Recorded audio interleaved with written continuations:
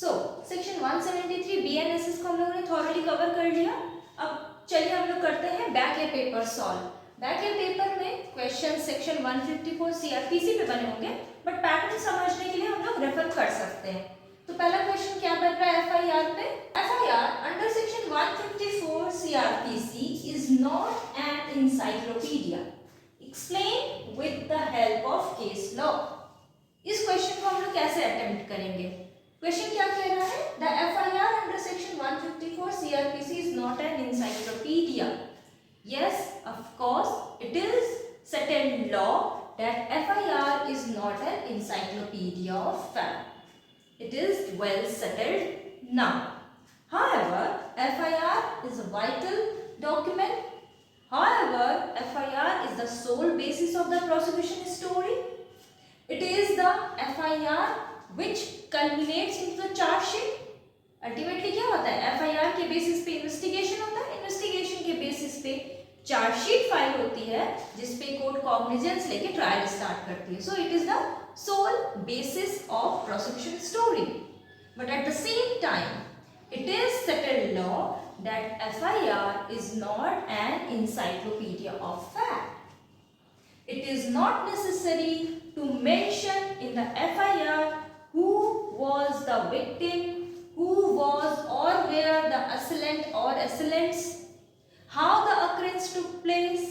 It is not necessary that informant should be an eyewitness.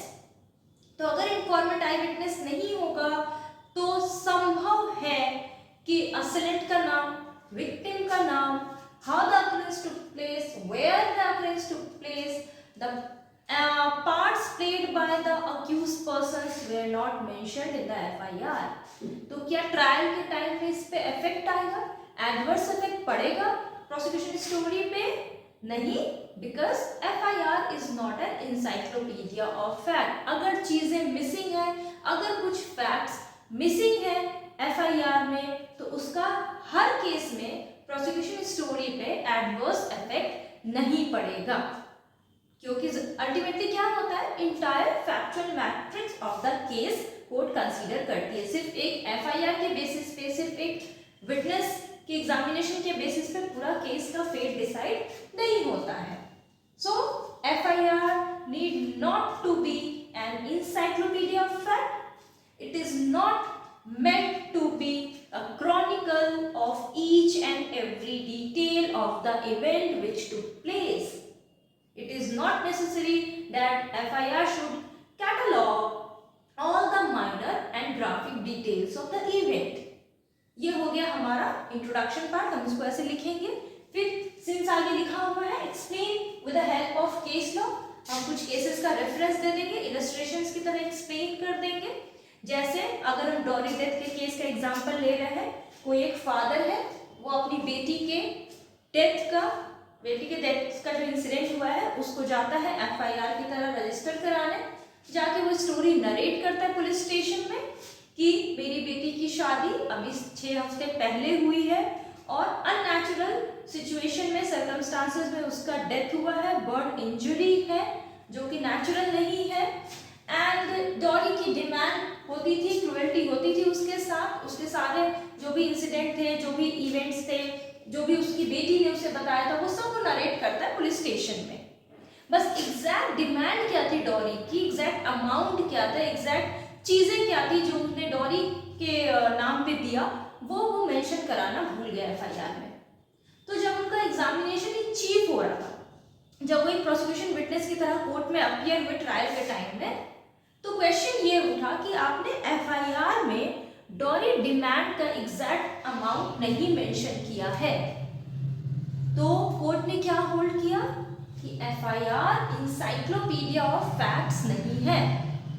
अगर minimum requirement fulfil हो रही है, जो एक इन्वेस्टिगेशन को क्लिक कर सकता है, इन्वेस्टिगेशन को स्टार्ट करा सकता है, that is sufficient. Because while registering the FIR, the name of the victim, the name of the assailant, how the occurrence took place, are all the factors which are alien, which should be taken into consideration. Facts बस इतने होने चाहिए कि लगे कि कोई cognizable offense commit हुआ है। सारे माइन्यूट डिटेल FIR में मेंशन नहीं भी किया गया है तो प्रोसिक्यूशन स्टोरी पे कोई डेंट नहीं आएगा। तो यहाँ क्या है, अगर डॉरी डिमांड का exact amount, exact date, time, जो भी इन काइंड या इन कैश था वो मेंशन नहीं हुआ एफआईआर में, तो उसका एडवर्स इफेक्ट प्रोसिक्यूशन केस पे नहीं बनता है। इसी तरह एक और केस है जिसमें मर्डर हुआ है किसी विलेज में, लोग आए हैं, एफआईआर कराया उन्होंने, जो भी विटनेस थे, जो विक्टिम थे, एफआईआर हुआ और उसमें मोटिव लिखवाना वो लोग भूल गए कि मोटिव क्या था ये सारे ग्रूसम एक्ट का। जो भी एक्ट हुआ, जो भी डेथ हुई गांव में, जो कि ग्रुप ऑफ अटैकर्स थे जिन्होंने अटैक किया, लेकिन जब वो विटनेस बनकर आए, उन्होंने कोर्ट में डिपोज किया, तो उन्होंने नया फैक्ट बोला अपने चीफ के टाइम में कि सिंस इनकी बेटी मेरे घर के बेटे के साथ भाग गई है, इसलिए इन लोगों ने उस रात आके हम लोग के घर पे अटैक किया, मेरे भाई को मारा, मेरे बेटे को इंजर्ड किया, मेरी वाइफ को इंजर्ड किया। अब क्रॉस में क्वेश्चन क्या आ रहा है कि आपने मोटिव एफआईआर के टाइम में नहीं मेंशन किया था, ये आपका आफ्टर थॉट है, ये आफ्टर डेलिब्रेशन आप ऐड कर रहे हैं। आपने सब लोगों से बात किया अपने केस को और स्ट्रॉन्ग करने के लिए, अब आप मोटिव ऐड कर रहे हैं, आपके एफआईआर में ये मोटिव मिसिंग था।